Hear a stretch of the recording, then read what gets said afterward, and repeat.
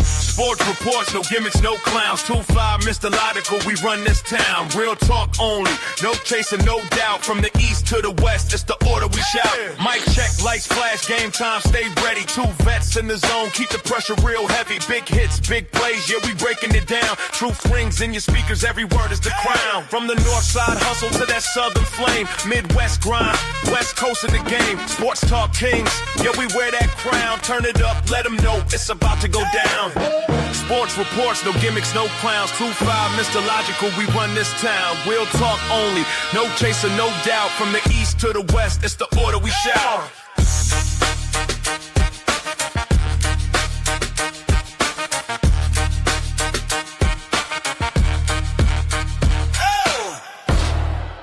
It's about to go down.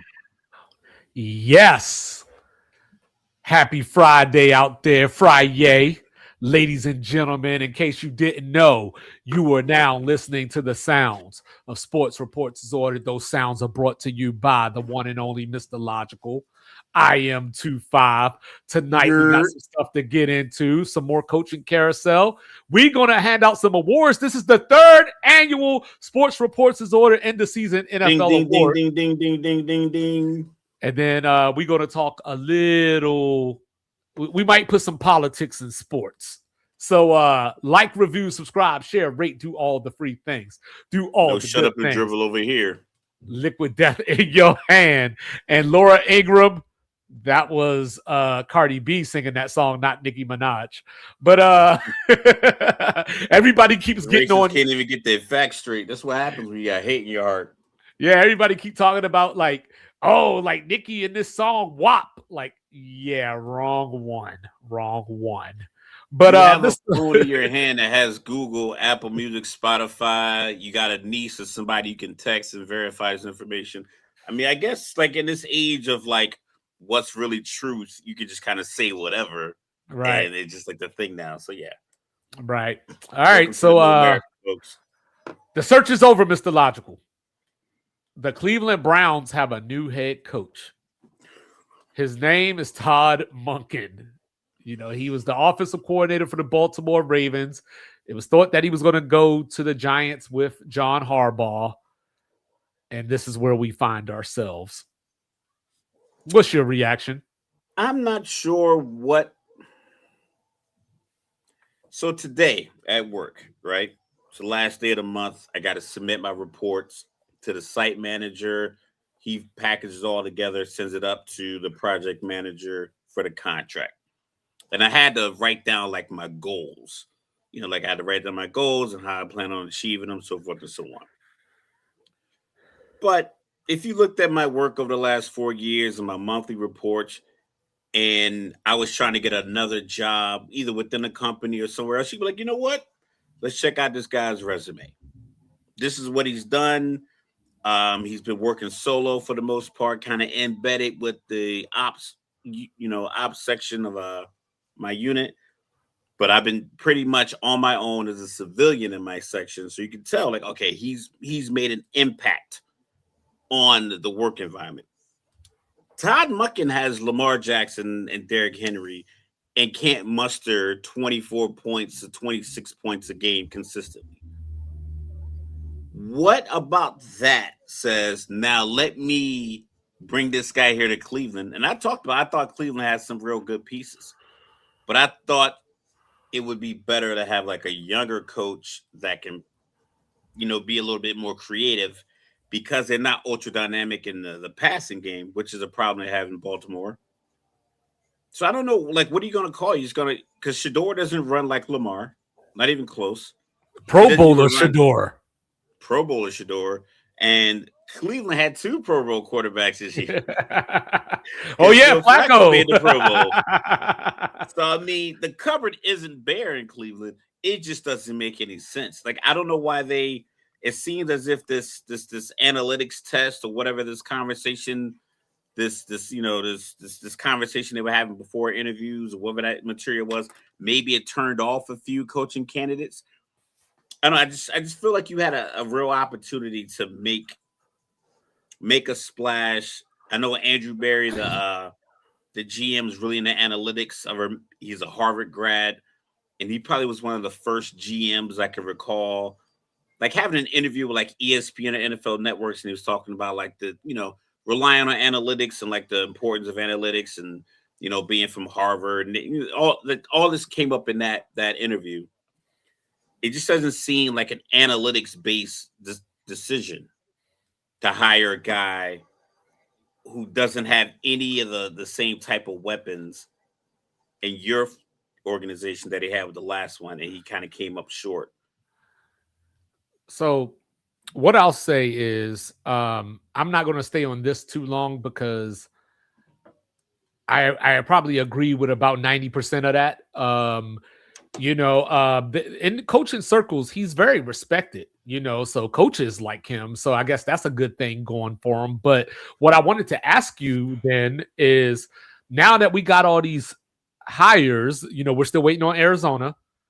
Who do you think so far, and obviously we're speculating, who had the best hire that you think make an immediate impact, and then who had the worst hire so far?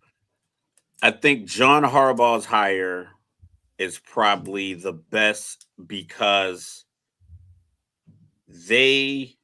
I'm like I said, I'm not abreast of the salary cap situation, but just based off of the age of their stars and their playmakers they have offensively, I can't imagine that much money is being spent on that side of the ball. And we talked about the top picks that they had between Thibodeau, Abdul Carter, Brian Burns, they traded for Dexter Lawrence. I think they have a lot of pieces defensively that, if coached properly, I think can perform well. And then I think their young offensive pieces are pretty talented. So I think he's got the best gig, and he got $20 million a year over 5 years, so $100 million total. Mm-hmm. A big market, a market that's kind of clamoring for some kind of star power. I believe he brings that, and I think he can make Jackson Dart a good quarterback, because I think he'll shore up the defense. I just feel like I think he has a grip on being a good head coach, and I think he can make that work with the Giants, because I don't think they have anything holding them back from being good. The worst hire. Okay, now who do you think made the? Yeah, I'm not a big fan of Stefanski, because I just felt like, and I've heard some other podcasts, I felt like he probably should have gone somewhere to kind of prove like, he is a valuable coach, because in Cleveland he did not look like it. I get a lot of because I've watched a lot of Cleveland preseason videos, so I got part of the Cleveland social media algorithm, so I was getting a lot of these random videos. So I started getting a lot of the videos of the radio hosts and the podcast guys who were working in and out of Cleveland. And every week they were just ripping him for his Dylan Gabriel, putting him out there for what he would say in press conferences. It was like they were all saying, like, we can see what's going on. Why are you telling us something different? And then when Shador got in there, I just felt like he was a little disconnected. So I think that hire's a little off. But the worst one, I don't think there's been any bad ones. Okay. Like I think hiring a young up and coming coordinator shows optimism. I think that's a good move. Saleh going to Tennessee, I thought that was a bad move for him, because you saw 10 teams fire their coaches this year. Imagine another 6 are probably going to go next year. You probably can get a better opportunity. So I think as far as decisions, I didn't like him going from the Jets, having all the turmoil there, getting fired, going back to San Francisco, having success, and then immediately going to like the next bad team that needed a coach. Yeah. I think you're just setting yourself up. Yeah, I think he could have been more selective. It's like Pete Carroll going to the Raiders. It's like, dog, why, with the success you had in coaching, why you mixing yourself in with the Raiders? It's like, I need you to figure out what's going on, and then maybe I'll come as a consultant. when you guys get the ball rolling. But I'm like, I'm not going to jump into the fire covered in gasoline. And that's what he did. And he ended up getting fired. So I just kind of feel for Solid. I mean, they fired their other coach after a year and a half. They have a number 1 pick quarterback that if he's not any good, he's in Zach Wilson land all over again. All right. So like, that's what, because he was stuck with Zach Wilson. And it's like that literally, he wasted 2 years trying to battle through that. And then it was like a carousel of quarterbacks and then he got fired. I think the same thing has potential here in Tennessee. I think for me, the worst hire might have been Jeff Hafley. Even though I like Jeff Hafley, I just think that fit. Like, there was a lot of coaches that got hired this time around that I don't like the fit. Like, they're good coaches. I just don't think they are with the right team. Because I said the other day that I thought Saleh and McCarthy needed to swap. I would have liked to have seen McCarthy with Cam Ward with the young quarterback, grooming them and getting them ready to take over the league or whatever, and have Saleh kind of maintain that Steeler toughness or that, defensive energy that the Steelers usually play with. Obviously they're old, but he brings what I believe the Steelers value in a head coach. Now, with Hafley, the reason that I bring that up is because you got the Tua situation. What's going to happen there? You're probably getting rid of Tyreek Hill, probably going to trade him.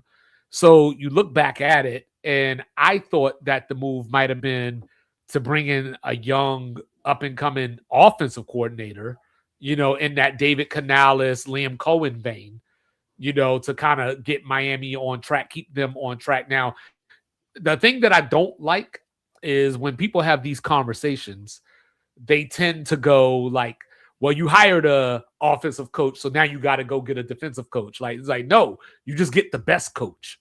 You get the best coach for the I think that there were better coaches to be had. As far as the best hire, I'm gonna go with Jesse Minter in Baltimore. Because I think Baltimore needed a new voice. The way that he had that defense playing in LA. Like, the only thing I don't like about it, though, I will say there's a caveat here. The caveat is that he's attached to the Harbaughs. So it's kind of like, why get rid of John Harbaugh to bring in somebody else? The guy that's been molded by the Harbaugh coaching tree from their dad. I'm pretty sure he's had conversations with their dad. And then the John being the older brother, then Jim being the younger brother. Yeah, I imagine that. Yeah, but I do think that he's probably in a group chat with the three of them. Right, but I do think he's a good coach, so I like the hire. I don't think Mike McCarthy's a bad hire. I just don't see how it fits. Like, it'll work this year possibly because Aaron Rodgers will probably come back, but then you got to start over again, and you know what I mean, and build that defense. So obviously, the coordinator hires are going to be key. I'm interested in Harbaugh to the Giants because me and you had this conversation a couple of weeks ago. Like, he had the rosters that Mike Tomlin probably would have loved to have. You know what I mean? Correct. So how much of it was, hey, you got this roster, you got this MVP over here at quarterback, you got this top 10 rusher all time at running back, and the GMs in Baltimore do a great job during the draft. Whereas we know that the Giants don't necessarily do that. The Giants are it's a coin flip. Considering that we can go back as recently as way back in 2025, last April, when Joe Shane didn't want Jackson Dart. Right. And but he still has his job. Right. And but Saleh, I agree. Like, I like it because I like him, but I don't know if Tennessee was the right spot. And Arizona and the Raiders are still out here. Like, I don't even know what's left for them to hire because neither one of them are getting Tomlin. The Senior Bowl is about to come and go. They don't have anyone recruit any young talent. They're sitting at the number 1 pick, and I don't know. Colin Cowherd said something, and I'm pretty sure I mentioned on the show before, but it was like, kids of people who, like, when people build a business, like a family builds a business, and then they hand that business off to one of the offspring. Like when they build it from scratch and they pour everything they can into it, and then they hand it off to the oldest son or oldest daughter, like 50% of them fail because the people grew up with the fruits of the labor but didn't have to put in the labor, and then you put them in control and they just do dumb stuff like what Mark Davis is doing with the Raiders. They're paying 5 or 6 coaches. 5, yep, 50 million. Yeah, and that's just the head coaches. You got to factor in the coordinators and all those guys. I'm pretty sure their contracts. But as far as head coaches, they're paying 5 of them. So at a minimum, you're probably paying a good percentage of, or paid a good percentage of staffs that didn't work for you when you fired those coaches, on top of the players that Yeah, you I thought they should go, have kept bad the trades. interim. I thought they should have kept the interim when Gruden got fired. You know, because I mean, at least for a year. Like, what was his name? Tom. I can't pronounce it, but he did a great job. You know, and it didn't fall apart. You know, but now the Raiders are just a shell of themselves. In Arizona, I'm guessing so far it looks like everything is pointing towards Mike LaFleur. You know, so I don't know what's taking so long though. And that's from the thing. Rams.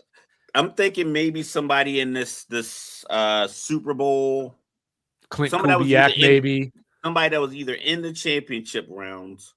They're looking at that coach and the conversations happening, or the Raiders are looking at someone on the staff of Seattle, probably, because I don't think there's a viable candidate on the New England staff, because Josh McDaniels isn't one. I think theoretically he should have burned that head coaching bridge by now. He should not get offered another one. Right. I mean, anything can happen, but I don't think he is in a position to get another job offered to him. Right. So I imagine somebody from Seattle is who the Raiders have tagged as their guy going forward. Right. So Sirianni hired a offensive coordinator finally. Oldest 30-year-old I've ever seen. You know, I've been talking to people on TikTok all week, you know, that they're like, hey, you know, nobody wants to coach Jalen Hurts. That's the Eagles can't find an offensive coordinator. It was Super MVP less than 12 months ago. Well, the crazy part about it is that I thought they sounded crazy when they were saying it to me, but then looking where they ended up, it makes you wonder, like, you know, who else did they talk to who didn't want to come? Because you know, because like you said, they just won the Super Bowl. So theoretically speaking, someone should be saying, I would love to be the offensive coordinator for the Philadelphia Eagles. I would love to have Saquon Barkley and Devontae Smith. I don't know if AJ Brown gonna be there, you know, this upcoming season. You know, Jalen Hurts. I would love Dallas Goedert. The offensive line. I would love to be the offensive coordinator, because you know what? That job, I could probably do that for a year or two and look a little bit better than they did this year. Right, and I'm getting a job. There's a recent history of a lack of stability in that position, and it's not a guaranteed path out. Like, it's not, oh, you come here, you put in your year's work, and you'll get this definitively guaranteed better opportunity on the back end. So every offensive coordinator that's come to Philly has been gone after 1 year. Couple of guys got head coaching spots. A few guys got fired. So if I'm an offensive coordinator, I don't want to go into a place where that seems to be their standard. Like, if you are like Mike McCarthy going to Pittsburgh, he knows the standard in Pittsburgh is we keep coaches. The recent standard in Philadelphia is these are 1-year deals with potential back in prominence or back in scapegoating. Mm-hmm. Those are your opportunities. So it's like, do I really want to roll the dice and spend a year here if I'm Mike McDaniels? Mike McDaniels is probably think, you know what? I'm gonna go to LA. I'm gonna work with Justin Herbert. I'm going to get Quentin Johnson up to 1,400 yards receiving, 8 or 9 touchdowns. I'm going to get the running game going. I'm going to get the quick game going. I'm going to showcase everything I wish I could do with Tua, with the bigger guy with a stronger arm. And then maybe I leverage that to another head coaching job that's inevitably going to be open. 4 or 5 of them will be open next Black Monday. Mhm. But that makes sense because even if he has to do 2 years, he has 2 years with that quarterback Right. and that team and that crowd and that fan base. Whereas you're Philly, they were egging that dude's house in November. Well, Like the see, fact that they found his house and like drove out there and threw eggs and rocks at his house is like, I'm not signing up for that job and that's willingly when I have options. but that's why I kept saying that, like when we were talking about this a couple of weeks ago, I kept saying that Sirianni keeps hiring, like for the most part, outside of Kellen, I can't even think it's Kellen Kellen Moore. Moore Yeah, outside of him, winning like his coach in NCAA or winning his quarterback in NCAA. they've been mostly very unexperienced guys, like just like Sean Mannion that they're bringing in now. He was the Packers quarterback coach for like the last year. You know what I mean? Like he's never been an offensive coordinator.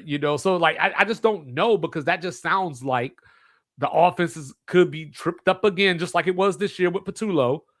And it's going to go, hey, Sirianni, like either you got to go, because I can't even trust you to hire someone to make this offense run. And you're an offensive guy yourself. And I think that's probably part of it. Is like he feels if I get a competent guy in here who's motivated, X's and O's, schematics, yada yada yada yada yada, I can funnel my information into his game plan. Patullo, I think at some point, just it was like a Nathaniel Hackett thing where you're just there with the clipboard and this is your title until it's no longer your title. Like I said, that fourth down play where the conversation looked like he was a part of it and not leading it. I was like, okay, so I think the reins for him had been pulled back. The play call still was terrible. Like I don't know who approved that, but it was a terrible play call. But you never know what it's going to be. I don't think it's an indictment on Jalen Hurts. I think it's just an indictment on that position.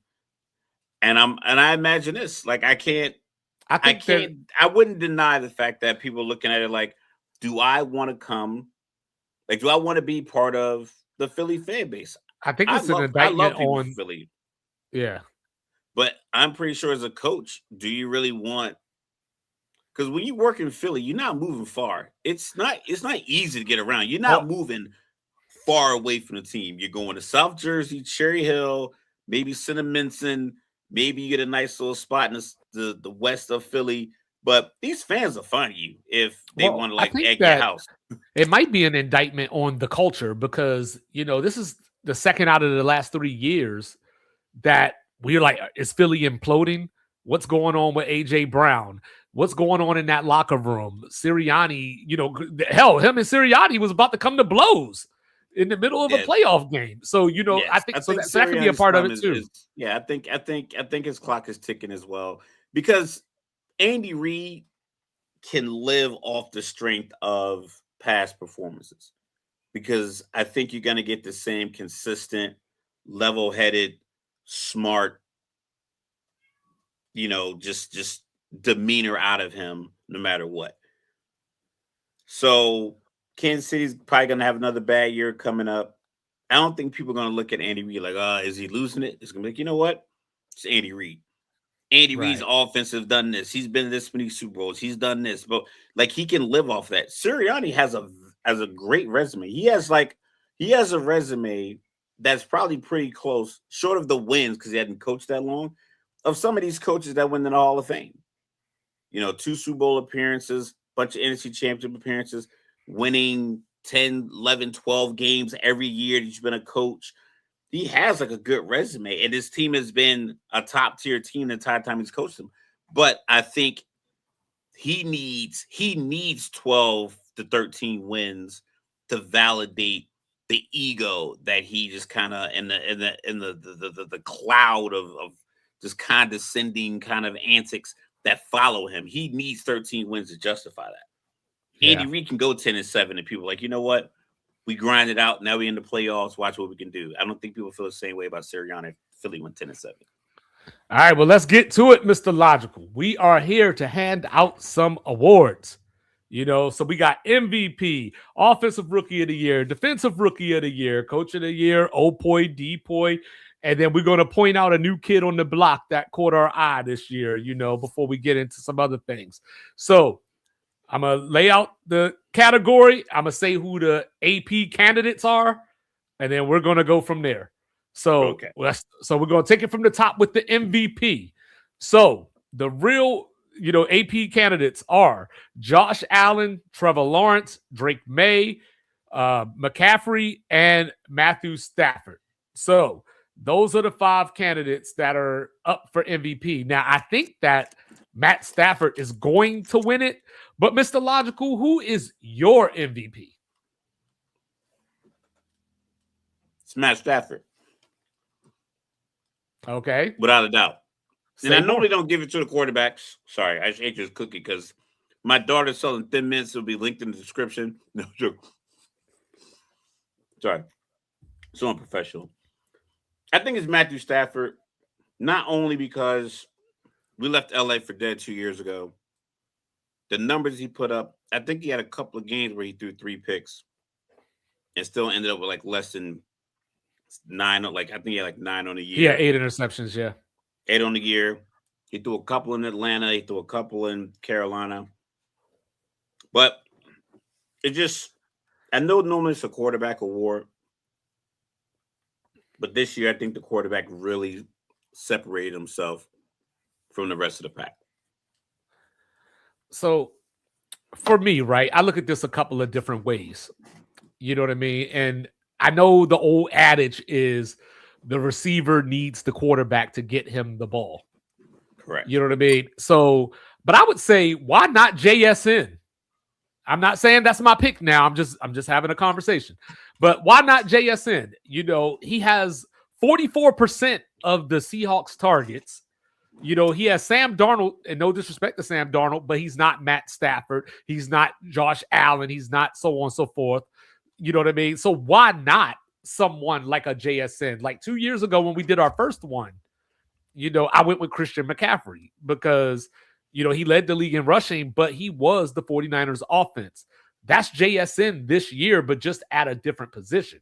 Now, if you want to look at MVP as usage rate, I guess, if that's the right way to put it, in that James Harden kind of way, you know what I mean? Then you would pick Josh Allen because Mr. Logical talks all the time about how Buffalo just relies on him so much. Like they do so much. Like even with the leading rusher in the league, they still say, hey, Josh, go get this done. And you go run, you know what I'm saying? Or whatever. So if you're into usage and, putting the team on your back type style, then it's Josh Allen.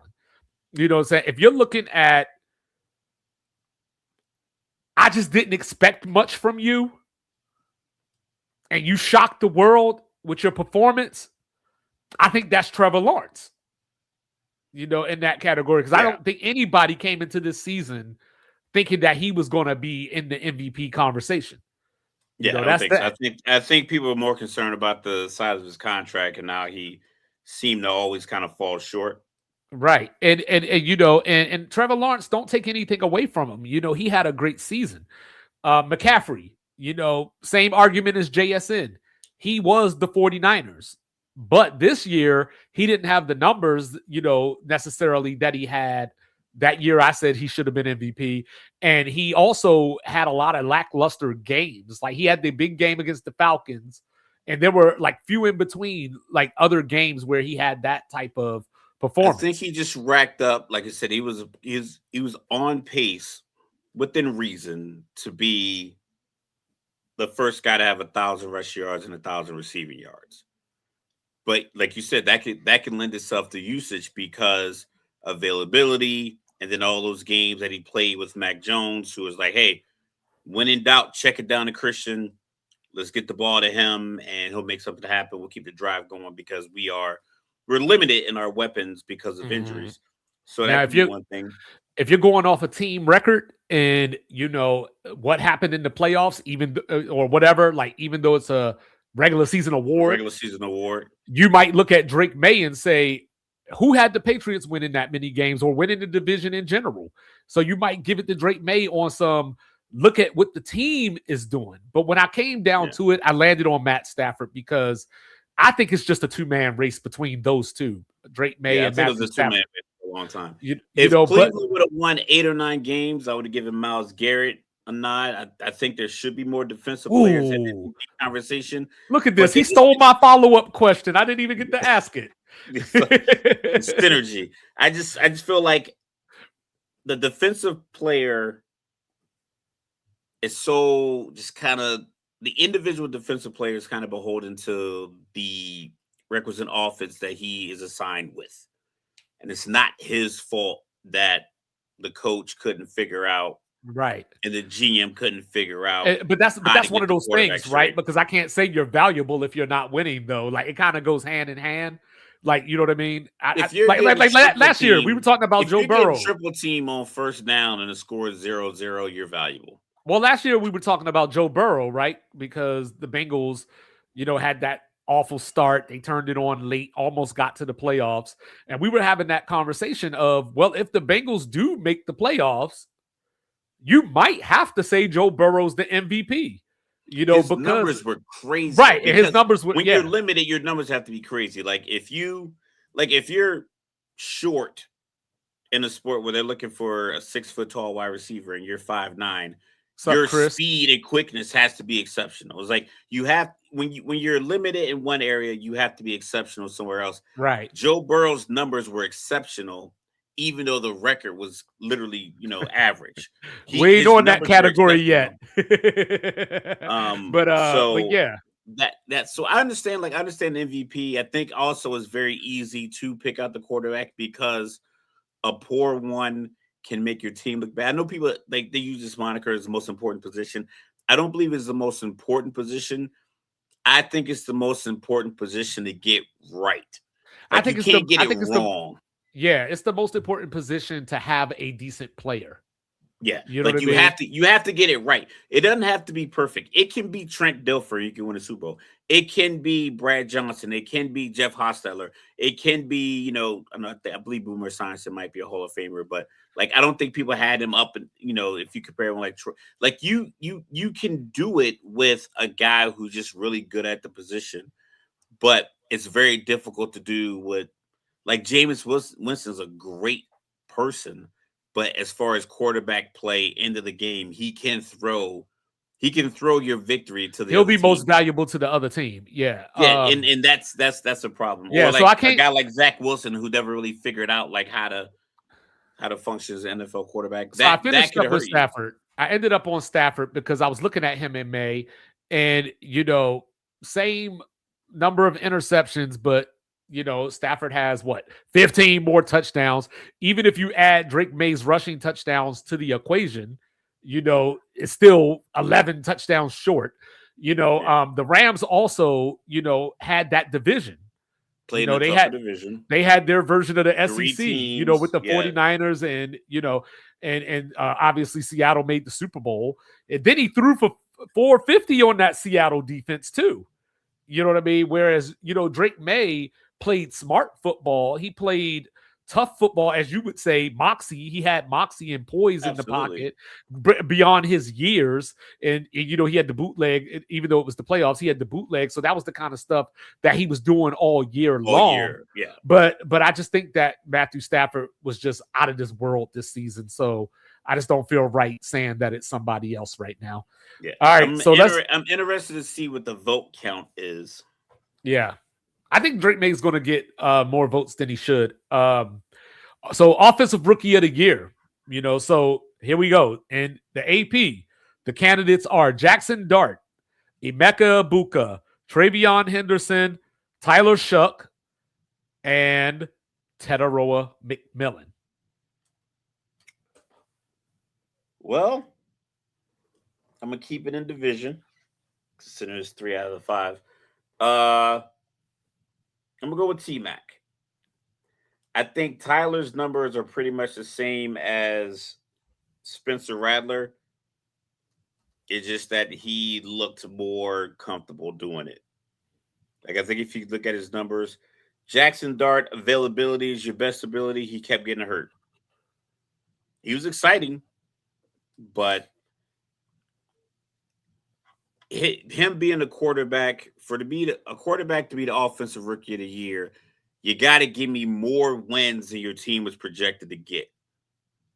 Like, I don't need all the touchdowns and the garbage touchdowns or games where you fumble away the lead or you throw a pick or you're not available for 2 weeks and your team loses 2 games. Like, if you're going to be offensive rookie year as a quarterback, your performance has to lead the wins. Because it's not like you're not going to put up gaudy MVP level numbers as a rookie. You're going to put up normal, regular numbers. Like most rookie years, if you go the whole year, 22 touchdowns, 8 or 9, maybe 10 Okay, picks. let's do that then. Ball that much. How many touchdowns and interceptions do you think he had this year? Just passing, not rushing. Like without passing, I believe it was something like 20-6. His passing was 15-5. 15-5, but I think he had some rushing touchdowns. Yeah, he had the rushing touchdowns. Yeah. Yeah, so, but that's what I mean. Those 15 touchdowns didn't lead to like wins. Like he wasn't there at the end of games to stamp the win for the Giants. You got the stats because you have the ball in your hand and you scramble a lot. But every time he scrambled, it was like, Russian roulette.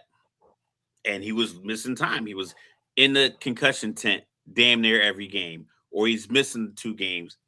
Every so often he missed a couple of games.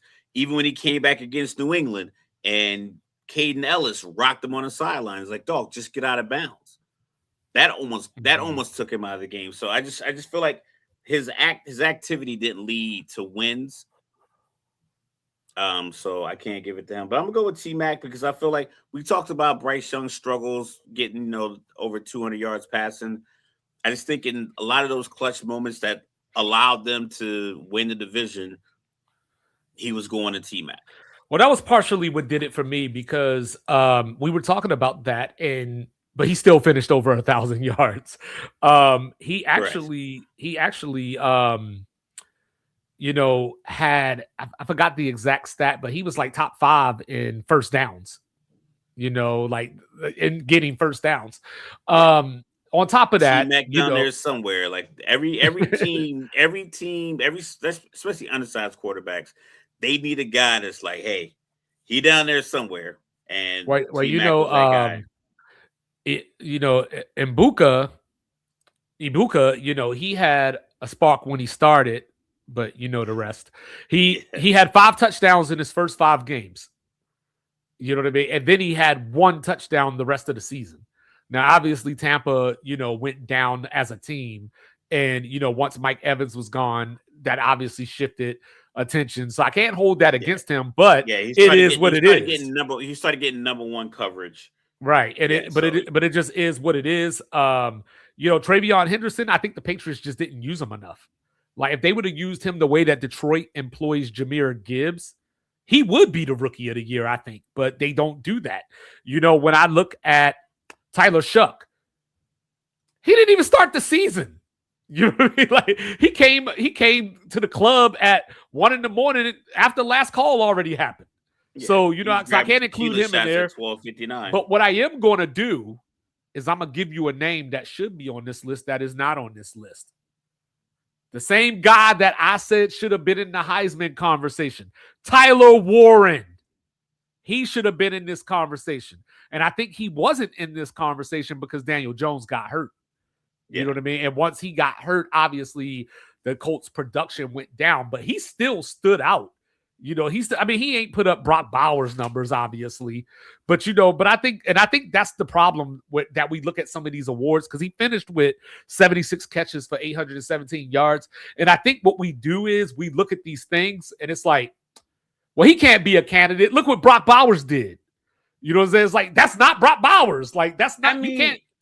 Yeah, because you can't compare everybody to Justin Jefferson and Jamar Chase's rookie years either. So I understand that piece. Yeah. But as far as like dynamic rookie wide receivers or rookie tight ends, it hasn't been many. So I think it's just natural you're going to go to that. And if the Bears would have, used Colston Loveland a little earlier, he might have been in the conversation too, because he's pretty damn good too. Defensive rookie of the year. I think this one's going to be fun. All right. So the candidates are Abdul Carter, Nick Emanwari, James Pierce Jr., Xavier Watts, and Carson Schlesinger. Is Mr. Logical going to pick a Falcon? You got that right. I'm gonna pick a Falcon. I'm gonna pick both of them. Co-rookie of the year, Xavier Watts and James Pierce Jr. I did not like the trade. I didn't like the fact that they gave him a first-round pick, but I'm glad that he is performing like a 2025 and 2026 first-round pick. I think that'd be perfect if we bolster up the inside. I think that's going to help Watts even more. I think the pass rush off the edge with him and Jalen, his name's escaping me. On the outside, I think Jalen on the outside, Jalen Walker on the outside, James on the other side. We go and get the 6'6", 336-pound guy in the middle. Get two of them. I don't care what school they played at. Just get them, plug them in the middle, and say, "Hey, eat up these 3 blocks so these 2 guys can go one-on-one with left and right tackles all day." That's going to force them to throw the ball quicker. And next year, Xavier Watts is picking off more passes, and he's going up for these guys are going for Defensive Player of the Year. So, yeah, I'm going James Pierce, and Xavier Watts. Abdul Carter didn't do anything all year. He just was tall and big. He had very limited numbers. Very limited numbers. That's not true. He didn't have that many sacks. How many? Not true. 1.5. Well, see, hold up. But see, this is the problem. I'm glad you said that. And I knew you were going to say that. Absolutely. You know what I'm saying? Because this is the problem. And this is where, even though I'm the stat guy or whatever, you know what I'm saying? It's where stats get people in trouble because people look at sacks, touchdowns, all that kind of stuff like that. He led the league. Abdul Carter led the league in pressures. Now, he only got 4 sacks, to your point, but I'll take those pressures too. You know what I'm saying? He had a block punt too, first game of the season. You know what I mean? So like he did something. Now, did he live up to the hype per se? No, because I think people were looking at him as Micah Parsons or something along those lines. It was a lot of conversations during games. Like I said, I got a lot of those giant games on my local 1 o'clock slot. There was a lot of games where there was almost no impact. Like the pressures, I understand pressures are there. He's rushing the passer. But James Pierce had like a streak of like 6 or 7 games in a row with 6. sack. It was 6, yes. And 6 games in a row. And he led all rookies with 10.5 sacks. And then Xavier Watts led rookies with like 5 interceptions. Oh, yeah, I love that dude. Even though I hate Notre Dame, but you know what I'm saying, I love that guy. Yeah, so it's like you can turn on the tape for multiple weeks in a row. Even with Atlanta and their struggles offensively, you could turn on the tape and see these 2 young men making plays. Eamon Warrior in Seattle, absolutely, but I think the defense is so good that it overshadows. Like you're another cog in the wheel. You're an embarrassment of riches for a team that's already really good, and you kind of like sink in. So like a couple of guys that I had my eye on coming into this season was Will Johnson, Walter Nolan, Jihad Campbell, and they all showed flashes at different points, but they missed games, or Jihad just didn't really finish the season very well, like the way that he started. So Mr. Logical, unfortunately, though, for the Falcons, I think there's only one answer to this question. And his name is Carson Schlesinger. I think that he's going to unanimously win this award. You know what I'm saying? Now, granted, I know like people like you are going to say, well, he was next to Myles Garrett. You know what I mean? And that's fair. That's a fair thing to bring up. He was balling. Like yeah. He was one of the rookies that I brought up when I said Cleveland's cupboard's not bare. So yeah. Yeah, him and Myles Garrett both finished top 5 in tackles for loss against the run. He had 2 interceptions to go with 157 tackles. You know what I mean? I think he's the rookie of the year, and I think it's going to be pretty easily. Yeah. I think the only thing that might battle the 150 tackles, because that's just ultra level production. That's all 3 down linebacker. 10.5 sacks, having a streak, especially for a team that traditionally does not get pass rush. I think if I'm a voter, like I think he finished second. Yeah, I think he Yeah, finishes I'm second. a homer, so like I'm all about like what the Falcons rookies did defensively, and I understand that piece. But if you're breaking down like recently, the Falcons have been bottom of the league in sacks. So for you to be a rookie coming out, and then you have games where you put like the Colts game causing the fumble, Jalen recovered it. So teams see you doing this week in and week out. Once And they still started getting can't them in the stop you. rotation, and they have to gear what they're doing towards you because, like, you don't have to worry about any guys inside. There's no all pro guys coming in like inside Right. for Atlanta, and he still gets to 10 sacks. I think that on that team is on par, but not exceeding 157 tackles. But Yeah, I I think think because I think Cleveland's defense is so stout up front that the linebacker playing free because they have a top 5 pick in the middle. They have Myles Garrett. They keep quality defensive linemen in their rotation all the time. So I think the linebacker's clean. He's not fighting off guards. So if you're breaking it down like, hey, I think he had an easier.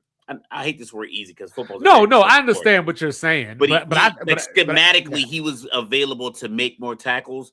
I think the 10 and a half sacks, you could look at like, hey, I think that's tougher for a rookie to do Yeah, and on a I team think, that's and not of that course, good defensively. there's a chance that Eamon Worry, like, I don't think he's going to win it, but there's a chance that he might steal some votes just because of the team that he, like, you brought up the team, Yeah, but he with that anchored. team's success, yeah, like, He's on the he back end might, of a tough team. He didn't give up, touchdowns. Didn't look out of place. Was coming yeah, down the box, covering tight ends, getting in the face of veterans when they get taunting penalties. Like that just shows like a level of he's a different football player. But you have to be a different football player when you're playing at this level. Like you're an exceptional athlete as is. all right, coach of the year, what I'm saying, AP candidates, Liam Cohen, Ben Johnson, Mike McDonald, Mike Vrabel, Kyle Shanahan. This is a good one because that's It's, five guys. it's the toughest one that I still don't even know if I have an answer. So you want my answer first, or who I think is Yes. gonna win? Either or, My whichever you want to do. my answer. It's like It's I tough. like Kyle Shanahan. I know it's gonna be tough because he's already coaching a couple of Super Bowls as a head coach, and he's been in the league for a while. His last name is Shanahan, and he's good. But what he was able to do with the key injuries that they had on that team from from last year, injuries bleeding over, talking about Brandon Ayuk, through training camp guys getting injured, through preseason guys getting injured early in the season, their quarterback's not available. You're going with the guy that was pretty much a cast off of his 2 previous teams, and to still have that team double-digit victories in the second round of playoffs. Granted, this is a regular season award, but you build that march and that momentum to the playoffs in the regular season. So I would go Kyle Shanahan. If I had to guess, I think Vrabel's going to get it. I'm going Mike McDonald. Okay. I go Mike McDonald because the Patriots have a stigma about being successful, and Vrabel's already been a head coach somewhere else where I think he might have won Coach of the Year. He definitely proved that he's a good coach. So I think it's the Shanahan effect where it's like, we already know you're a good coach. I think New England's probably getting more credit for hiring Vrabel than Vrabel getting credit for being Coach of the Year. You know what I mean? It's Yeah, I like got you. we knew Tennessee fucked up when they got rid of you. Uh, Yeah, I was so all over that the moment they fired him. You know what I mean? And Mike yeah, McDonald and Mike Vrabel interview with Atlanta, by the way, just throwing it out there. So you so I, vain, you think this song is about you. yeah, I always got to chime in. But like I said, personally, Kyle Shanahan, just because of the injuries, but because he has the longevity and he's his dad pretty much created a style of offense that he's currently I running. like it. I like the pick. I think that they're going to hold unfairly, by the way, because it's easy, right? You know, because like when you're making these decisions, we always talk about the promotion system and everybody looks great. You got to pick.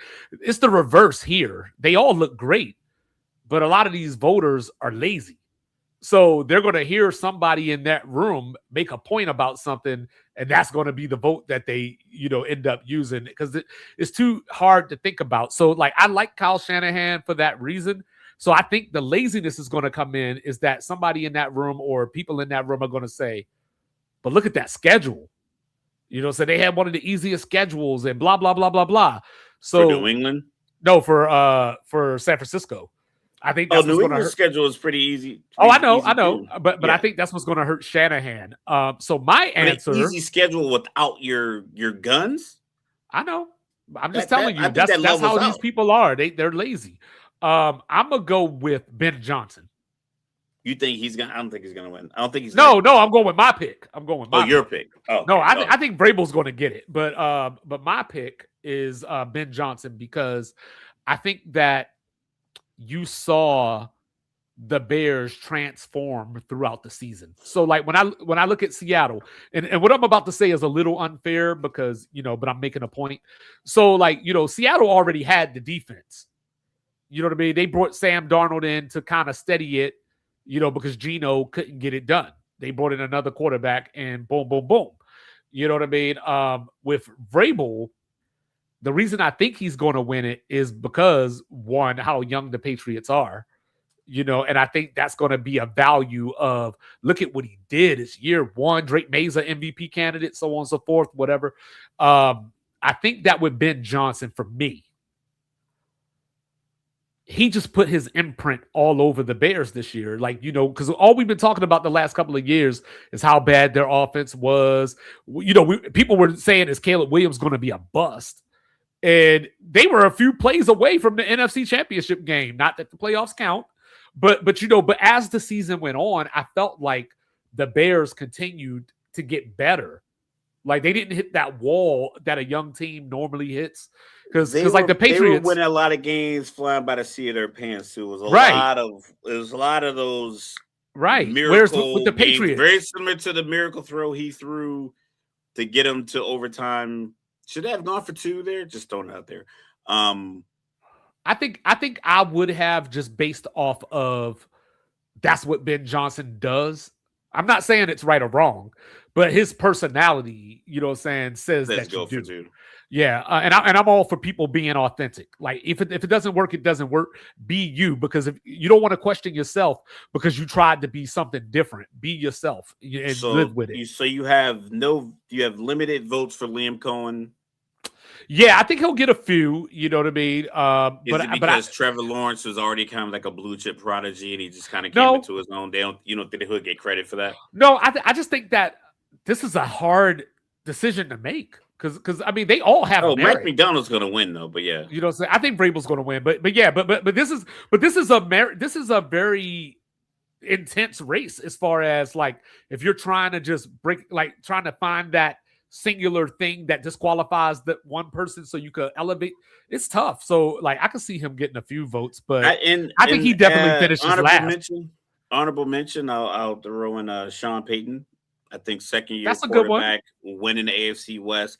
I think if the Chiefs had a better year, like if they were beating the good Chiefs. If you had to overcome if you had to beat the Chiefs, if you had to beat the Chiefs in those games and it was, the Chiefs finished their year. And it's like akin to Mike Vrabel in Buffalo and New England. Buffalo still had a really good year. And New England overcame them and won the division. Right. If Denver had that kind of year where Kansas City still won 11, 12 games, and then, Denver finished with their record and won the division, I think Sean Payton would be mixed in there. But since it felt as if the Chargers never really felt like a threat after about November, they had enough wins stacked up already that by like December 1st, it was like. Yeah, because remember, they started 3-0 in the division. It was like their first 4 games. Yeah, and they didn't look like a threat after December. I think that kind of hurt them. But I think Mike McDonald's going to win. Okay. I would pick Shanahan, but I think McDonald's going to win just because it's Sam Darnold. So let's go Opoy. So AP candidates: Drake May, Christian McCaffrey, Puka Nakua, Bijan Robinson, and JSN. But before you answer, let me ask you this. Do you get upset when the MVP is not the Opoi? Yeah, but I don't, I, but I felt the same way with the college awards. that's why I asked you. That's exactly why I asked you. Yeah, the Maxwell is a quarterback award. Right. And then the Heisman is the best player, most outstanding player. But there's a best QB award. Yeah, there's another one. Maxwell, I believe, is an outstanding player award, and then you have the Heisman. And I believe one year the guy from TCU won the Maxwell. Is it the Davey O'Brien? Yeah, the Davey O'Brien. Yep. Yeah, so the Davey O'Brien is like outstanding player. Hell, you got the damn Johnny Unitas Golden Arm Award too.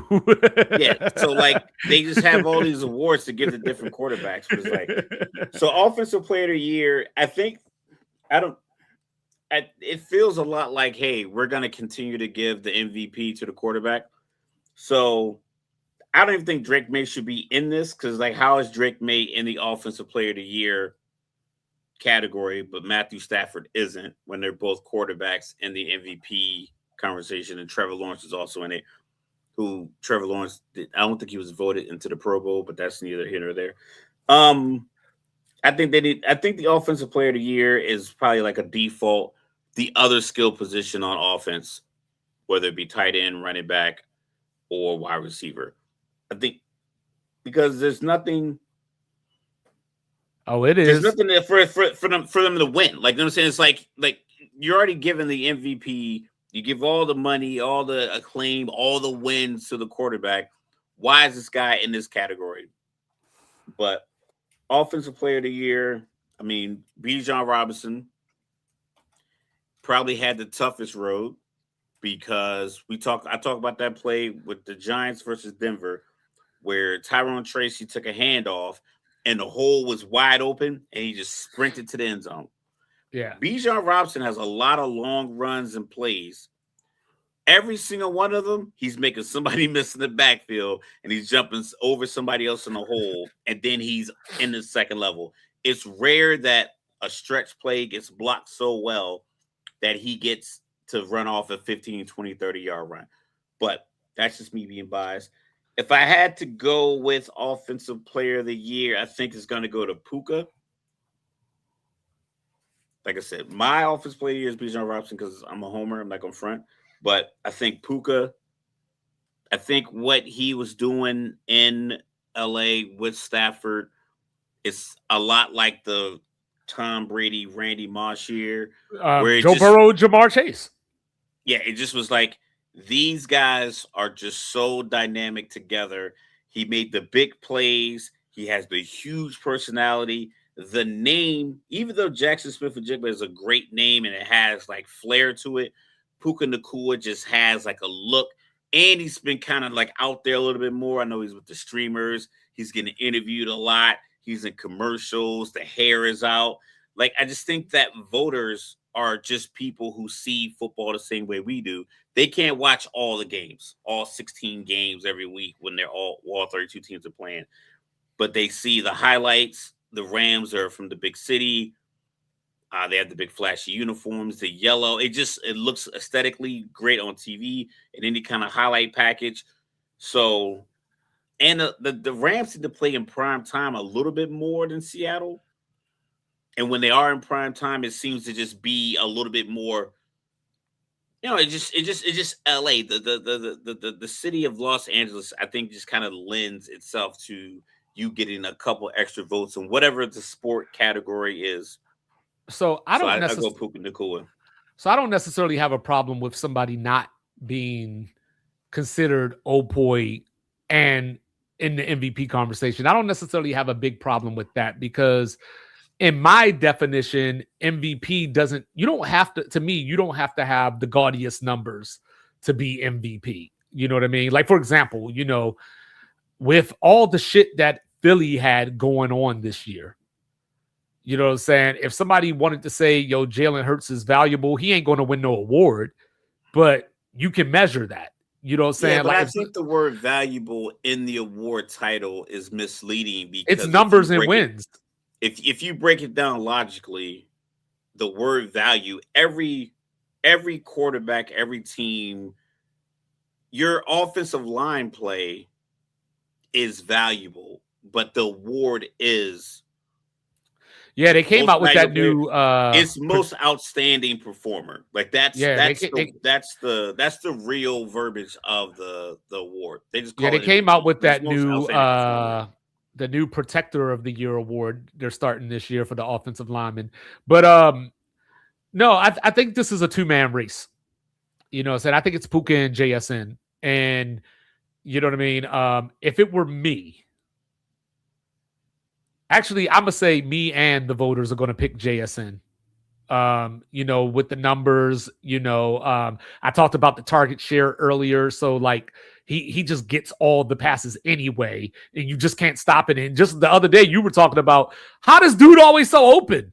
You know what I'm He saying? was wide open, But wide open in Puka, the end zone. but Puka does have the highlights. You know what I mean? He does. He has the moment, and I'm gonna Yeah. pull it up and keep going up. That's what I'm Yeah, looking and, at my and, phone and right then I now. was talking about how Tet earlier. I was talking about Tet McMillan and how, oh, actually, he doesn't. Apparently, he doesn't like being called Tet. So, I was talking about Tetaroa McMillan, and I was talking about how he was top 5 in the league in first downs. Puka was number 1, but I don't know if the voters know that or look for something like that. So, Puka also makes the clutch plays. Like, so it's not just he's electric and makes highlights. He's there when the game is on the line too, and that's saying something when you got Devontae Adams on the other So side of you. absolutely. So if you think about the But I'm going with award, JSN. when the awards conversation gets ramped up, December time frame where guys start where the cream starts rising to the top. Yeah. About week 14 or so. So you got 14, 15, 16, Yeah, and 17, unlike 18. Tyler Shuck, some people were already playing. Puka Nacua in week 14, 15, 16 went 167, 181, and 225. Granted, they lost to Seattle that game. That was a primetime game. He went for 225. Yeah, that was the 457. Yeah. Yeah. So if I'm voting and I'm kind of putting together Recency bias. So those 3 weeks, along with more likely if you're an MVP voter, you're probably a voter for the rest of these awards. You're watching Matthew Stafford put up the 457 in that game. So that was week 16. So they had 2 more games. They had the loss against the Falcons. If that catch would have counted on the sideline for him, it might be curtains. I think that'd have been another. So that'd have been 4 weeks in a row with these wow moments. Yeah, and that's something to take into consideration because there's a lot of recency bias. Like we see it with the Heisman all the time. Like what you going to do against Michigan? Like, okay, cool. What did he do the rest of the season? You know what I'm saying? Except for Puka did do it the rest of the season. Yeah, but that's Depoy. That 225 in prime time is like voters are human. That's defensive player of the year. Yeah, we know who it is, right? Well, can I? I'm gonna just say the candidates. You'll say the candidates. So the candidates are Dylon. Myles Garrett. They are Will Anderson, Nick Bonito, Myles Garrett, Aiden Hutchinson, and Micah Parsons. Now, if Micah would have finished the season, I think this race would be a lot closer. I still think Garrett will run away with it, but I think that you could make an argument that Micah would have been the closest to him. So instead of talking about that, because we already know it's going to be Myles Garrett. Right. I really like Nick Bonito. Saying like you just watch football sometimes, and there's just a guy that's always around the football, and they're not always the best player per se. He is, but they're not always the best player. I remember my last year in Wyoming. I went to the Broncos and Bengals, and Jermaine Pratt was that guy.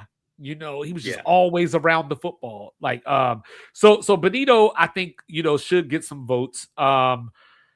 So I was going to ask you earlier, you kind of already answered it, but you know, I don't know if anybody is going to use the Browns' lack of wins against Myles Garrett, but if they do, it would be a shame because we use winning for quarterbacks, only generally speaking. You know what I Correct. mean? And everybody else just gets to play regardless of who. I don't know Myles Garrett career win-loss record. You know what I mean? Correct. I do know that it should be a lot I don't better. know I don't know if he wins games when it's under 40 degrees. I just know Tua doesn't. Yeah. Right. And so when I look at Will Anderson, I got to give him love too. Third in pressure rate, had 12 sacks, saying on the number one total defense. So, that matters. You know what I mean? But I don't know. Myles Garrett just did That it, man. matters for a Pro Bowl vote, but when another guy had 15 sacks and like when another guy had 5 sacks in one game and almost every week they were behind, so teams didn't even have to pass. And Strahan made like an offhand comment. It was like if you read the quote, it makes it seem like he's throwing shade, but when you listen to him say it, he was like, "Oh, he did it in 17 games. I did it in 16." But he was like, "This man is absolutely incredible." That's how he said it. He wasn't like being like he wasn't pandering. Either Brett Favre laid down for him, very similar to how Joe Burrow laid down for Myles Garrett. But Oh, it's neither here nor Gastineau there. still want that piece of Brett Favre, don't he? Oh he was really furious. I'm like, dog, you gotta find a new thing that keeps you ticking, like Yeah. things in. But yeah, Myles Garrett, his numbers are so crazy, and he even talked about it in one of the press conferences. I believe one of the games was like the Packers game. He was like, I think they were more concerned about blocking me than they were about winning the game. There was times where he would look up and there was a tight end chipping him, a running back helping, and a guard and tackle blocking him. And then if he tried to stunt inside, the center, the guard, and the running back were waiting. It just was like he was getting double and triple teamed. And every time he had an opportunity to where he could make an impact behind the line of scrimmage, if you didn't block it right, or if he just beat your guy, he made the play happen. Hey, So wins and losses, yes, the NFL, they say it's about winning, but it's also about performing, and to perform that way, considering that his team performed so poorly offensively that just strategy by the other team's offense could take them completely out of the game. Like if you're up 17-7 on Cleveland in the third quarter, you could probably run the ball every one of your possessions and probably feel safe running it and punting it until if they get a touchdown, then you go back to you. But I think up 10 in some of those situations, if you're the better team, you probably could be like, you know what? I think we could run this ball away from Myles Garrett, keep our quarterback out of danger. We get a first down. If you think about an NFL drive, it's 40 seconds or whatever, 25 seconds in between plays, 40 seconds in between it's plays. a 40-second. Yeah. And Yeah, so you get a first down on third down after you ran 3 plays. You can run off 2.5 to 3 minutes. So if I'm like, hey, I want to keep Myles Garrett completely neutralized, I'm gonna just keep running the ball. Clock's ticking. We're up 10. They can't call plays. The offense coordinators in the booth, the coach on the sideline doesn't give a shit. Like, we good, but he still was able to he got 5 sacks against New England. I think they lost by like 25. And he still got 5 sacks. So it's like and you know where he went to that's college, impressive. right? Oh, good old A&M. That's right. You know what I'm saying? Gig 'em. So, Mr. Logical, who won your new kid on the block? This is the Sports Reports has ordered new category for the year. We're going to make a new category every year. New kid on the block. Yeah. Yep. So this is the player, just for you fans out there. This is the player that stood out to you. He might not get nominated for any awards. He may not even be a star. It's just a guy that maybe you didn't notice before. And, this season he caught your attention.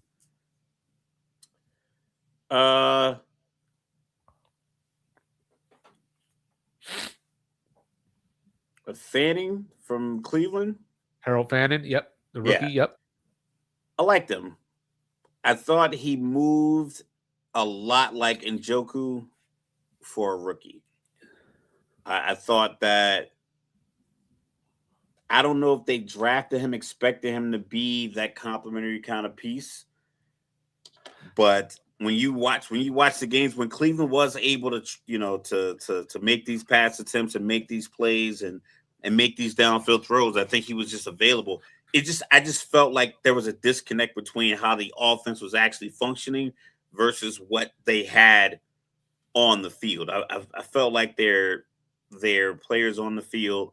And that includes Dylan Sampson. I just like what they had on the field when you called the screen pass and it was blocked well, it went for touchdowns. When you called the deep over routes and you pass protect well, you were getting big shots. So I thought that was something that they probably could have done. I like Colston Loveland in Chicago. I thought he did a great job. Who else? Obviously, I like the Atlanta rookies. I mean, it's pretty clear. Uh, I like what some of the backup quarterbacks did. I like what Malik Willis was able to do in like his opportunities. I was having Future an argument with Miami Dolphin someone. quarterback. Somebody was saying he's going to be a starter somewhere. I'm like, I don't know if you roll the dice there, but I mean, if Miami wants to try it out, they can try it out. But yeah, it was a few guys that definitely stood out, but that was probably like my biggest because, like I said, I watched a lot of Cleveland games because I want to see how Shador was going to do. And when you have all these options on TV between TV and streaming and this app, I was like, well, let's see what the guy can do. Let's see what this is all about. Yeah. And like it was average, but I think the pieces around him, when given real opportunity, I thought they flashed quite well. If they would have hired a better coach, I'd be a little bit more optimistic going forward. But I'm not sure. I'm not sure if they're not even going to they're probably still going to take a first round quarterback. But yeah, I like what the couple of those young Cleveland guys were able to do. Okay. So yeah, Harold Fannin I liked a lot in college, coming out of college. He reminds me more of a receiver than a tight end, but it is what it is. So my first guy is Laiatu Latu, from the Indianapolis Colts. They were a team without a pass rush. But you ever look at somebody and you just think to yourself, that's what that dude was supposed to be doing in life. Yeah. Like that's what I see when I see Latu. Like I look at him and I go, like when you see Cam Chancellor. Yeah, like he just has T-Mobile. I don't know what other word to use, so I'm just going to stick with instincts. He has like those instincts. So even though the Colts didn't have a pass rush themselves as a collective, he just had the moves. He ended up with 8.5 sacks.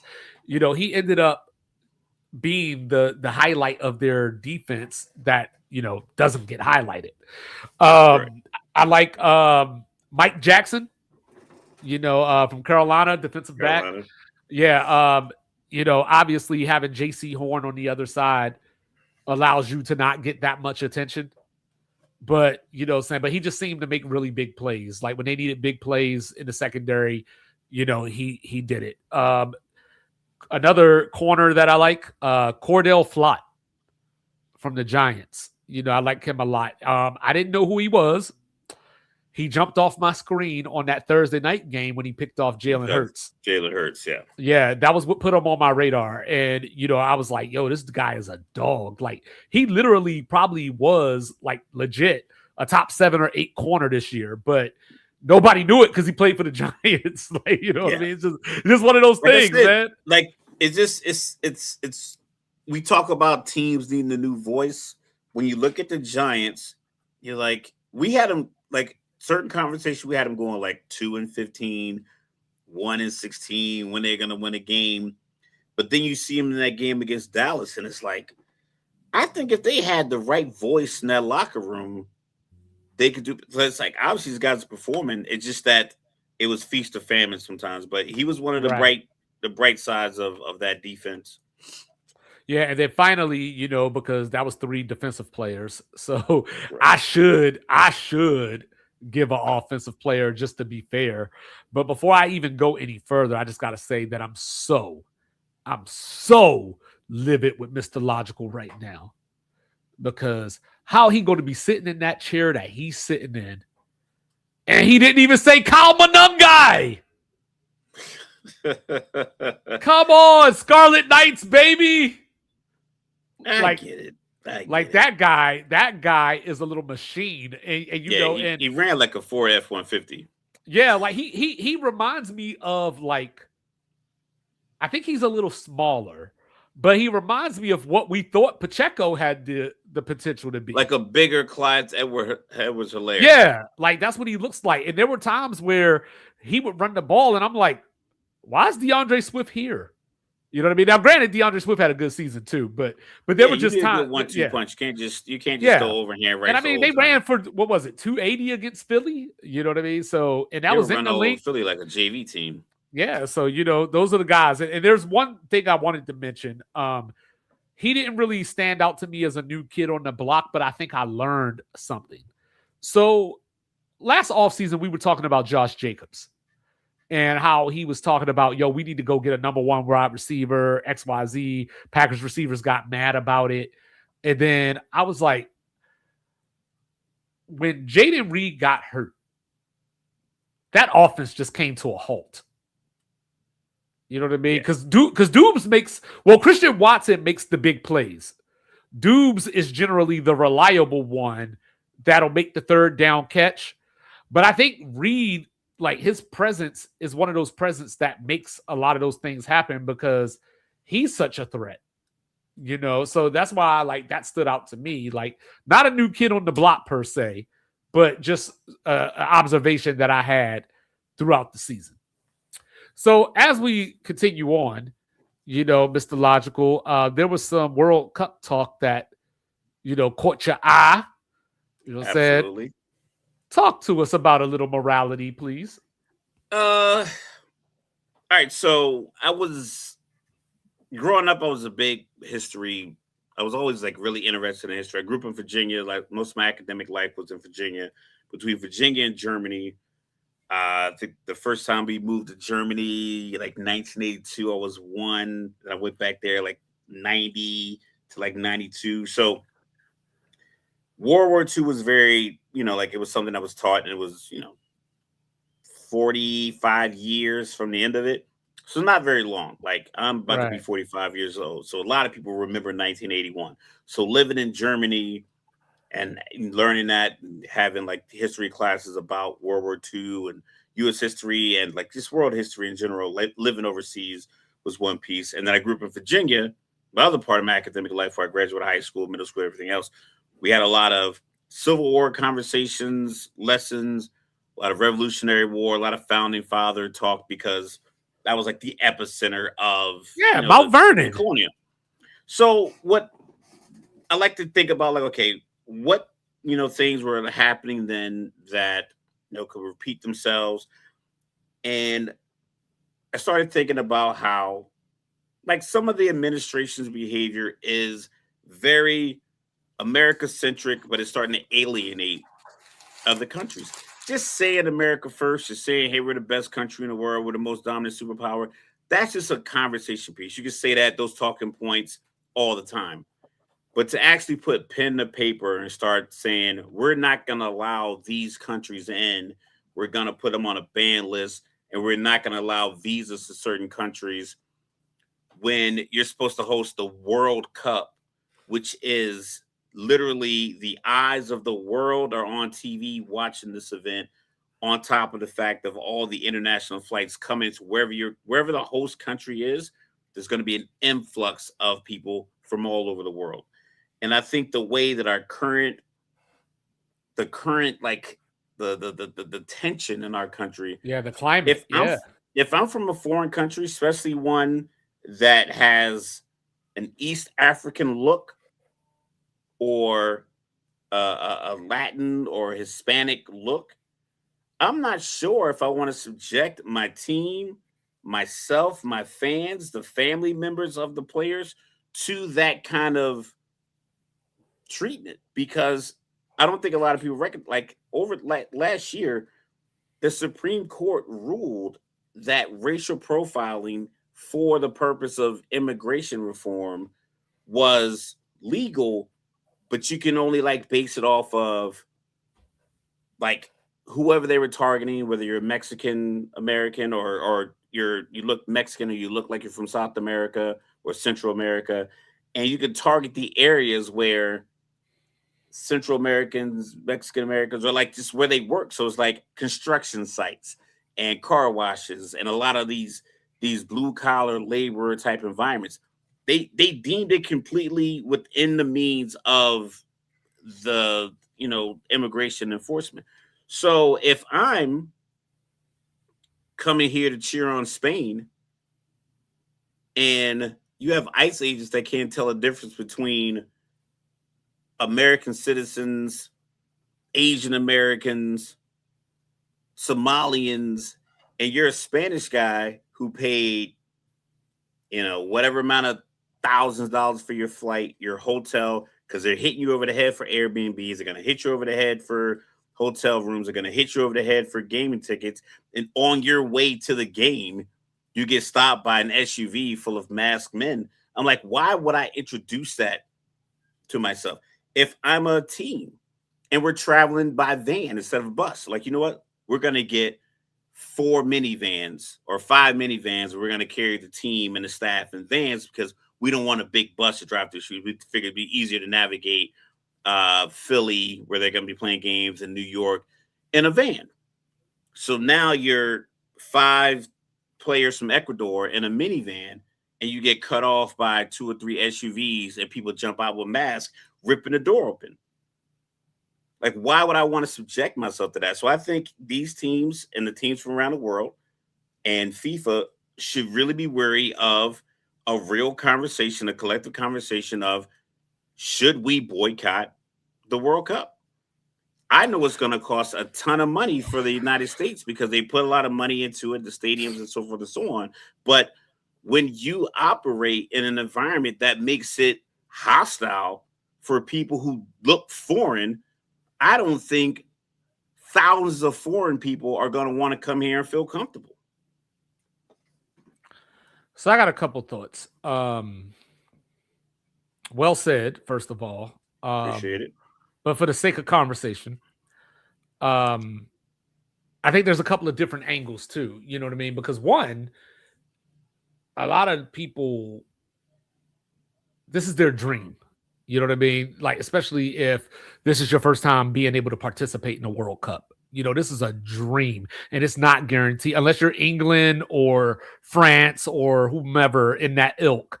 It's not guaranteed that you're going to get it back. You know what I mean? So from that standpoint, I differ a little bit. But when you first brought it up, I was thinking of it as FIFA or the governing body should just say no, America.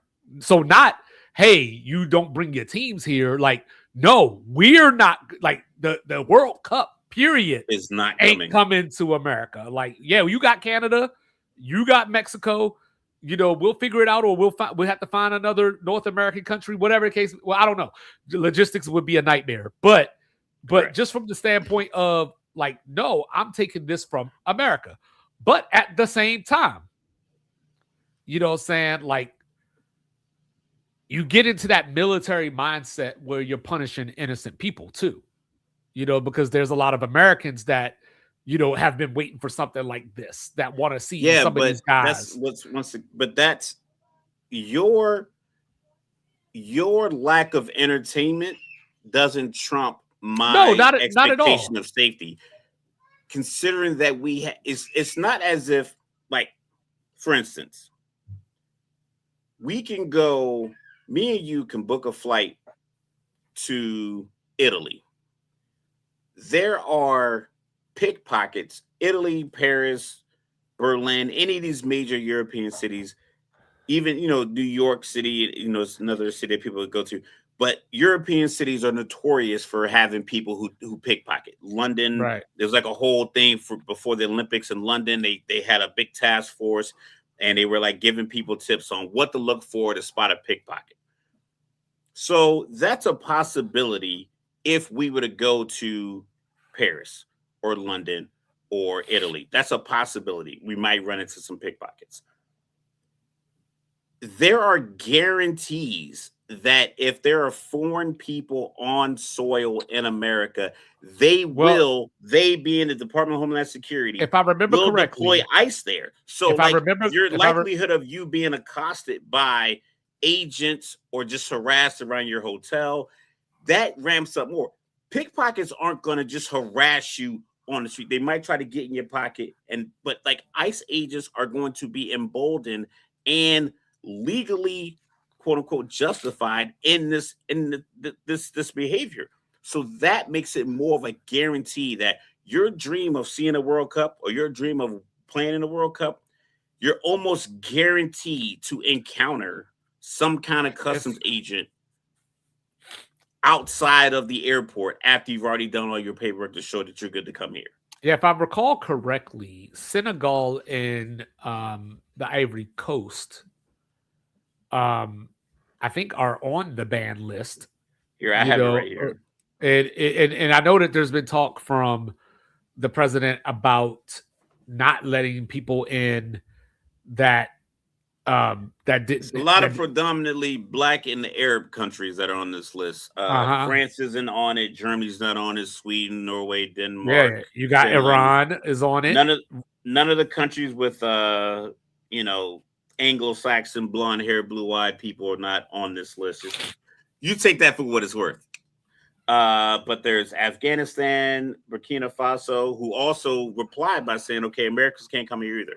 I don't know if people travel there or not. Burma, Myanmar, I think Myanmar also said Americans aren't allowed here. Chad, Republic of Congo, Equatorial Guinea, Eritrea, Haiti, Iran, Laos, Libya, Mali, Niger, Sierra Leone, Somalia, South Sudan, Syria, Yemen. A lot of very brown countries are on this ban list.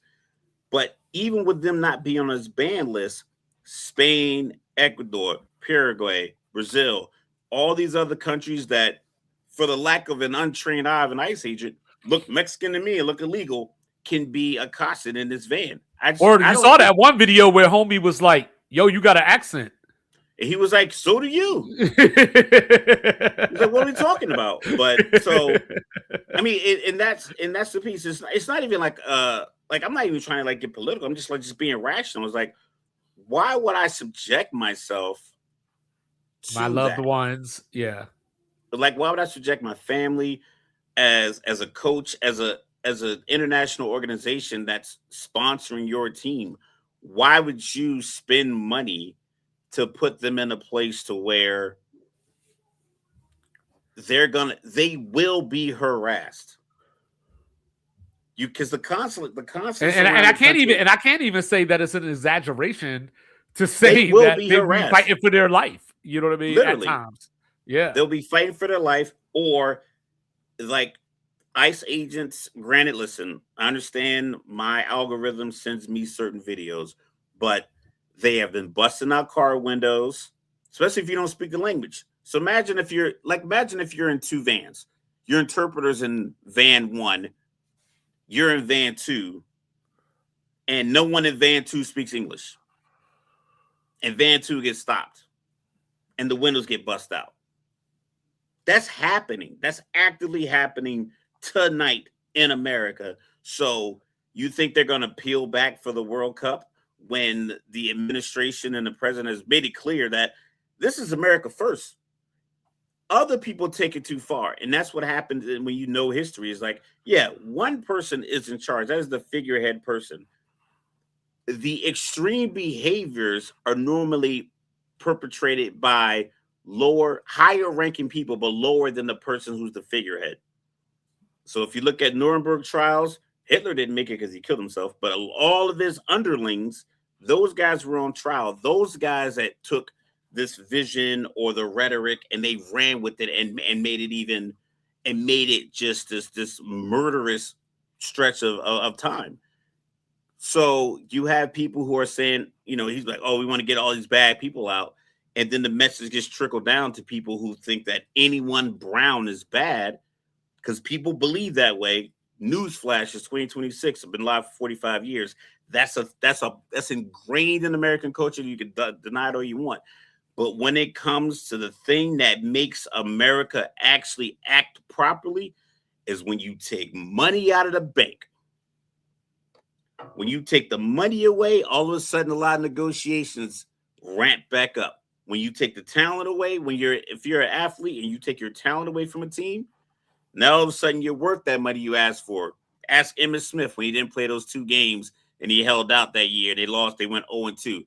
Jerry Jones, like, listen, man, what do you want? Ask Rosa Parks and Martin Luther King. Yes, they tried to do the bus thing before. They didn't get the same amount of acclaim. So they put Rosa Parks front of the bus, go to the back of the bus. No, cool. We're not going to ride the bus. When people start putting them quarters into the bus and the bank account started getting lower and lower and lower, now we got new rules. So if I'm the World Cup, yeah, it's going to cost a lot of money. But we can play the World Cup anywhere. There's stadiums built everywhere. Saudi Arabia Qatar would gladly open up those stadiums again and re-host the World Cup in 2026 the way they did in 2022.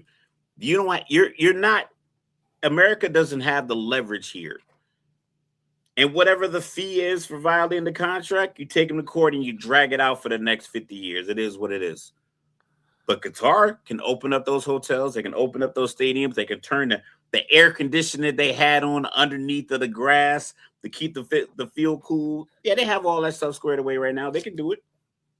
But if I'm FIFA, if I'm an organization, I'm not coming. I'm not coming to the United States. And by proxy, I'm not going to Canada or Mexico to play the games either. We're not coming to the Western Hemisphere.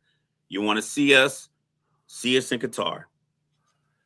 So, ladies and gentlemen, what that means is it's all fun and games until it ain't fun and games. He is the world famous, world renowned, cool, calm, and collected, usually Mr. Logical. He was born in Texas, raised in Virginia. He represented New Jerusalem, even though I had to bring up Kyle Monungai, you know what I'm saying? But, give him grace. He got a lot on his mind. They send that offer letter, then I'll be repping Rutgers all day. Head to toe. Scarlet Knight. But don't bring feelings to a fact fight. Don't do it. And then, of course, down here in the Alamo, it is I, your unorthodox statistician, going left so much that you thought I was southpaw. Whoop, whoop. You ain't seeing no soccer ball in America. I am 2-5. Check us out on Tuesday, as we talk some more. Well, actually, we're going to talk basketball, because we got Super Bowl week going on. We obviously ain't out on Radio Row. We here with you. So thank you for supporting. Thank you for being Next here. Year. We love y'all. You know what I'm saying? Hold it down. Hold it down. You know what I'm saying? Sports Reports is ordered. Oh. Like, review, subscribe, share, rate, do all the free things, do all the good things. Sports Reports is ordered. Out. Sports reports, no gimmicks, no clowns. 2-5, Mr. Logical, we run this town. Real talk only, no chasing, no doubt. From the east to the west, it's the order we shout. Mic check, lights flash, game time, stay ready. 2 vets in the zone, keep the pressure real heavy. Big hits, big plays, yeah, we breaking it down. Truth rings in your speakers, every word is the crown. From the north side hustle to that southern flame. Midwest grind, west coast of the game. Sports talk king.